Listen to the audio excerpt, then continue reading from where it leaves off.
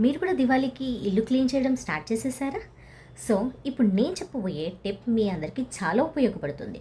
So, మరి అదేంటో ఒకసారి చూసేసి మీరు కూడా మీ ఇంట్లో ట్రై చేయండి. ఇప్పుడు మనం ఒక బౌల్లోకి 2 టేబుల్ స్పూన్ అంత బేకింగ్ సోడా యాడ్ చేసేసుకుందాం. దీంట్లోనే ఒక హాఫ్ అయినా లేకపోతే ఫుల్ అయినా నిమ్మకాయ పిండేసుకోవాలి. నిమ్మకాయ మొత్తం పిండేసుకున్నాక ఇలా మొత్తం కలిపేసుకోవాలి.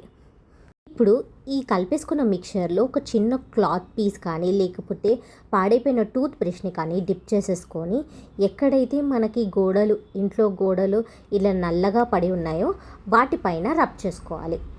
నేను ఇక్కడ పక్కన టేబుల్ పైన వినాయకుడిని పెట్టానండి. ఆ దీపం వల్ల ఈ గోడ మొత్తం ఇలా నల్లగా అయిపోయింది. సో దీంతోనే ఇలా మనం క్లీన్ చేసేసుకోవచ్చు. ఇప్పుడు ఇది ఇలా రబ్ చేసేసిన తర్వాత మళ్ళీ మనం ఒక ఫ్రెష్ క్లాత్ని తీసేసుకొని దానిపైన తుడిచేస్తే మనకి డిఫరెన్స్ అనేది తెలుస్తుంది.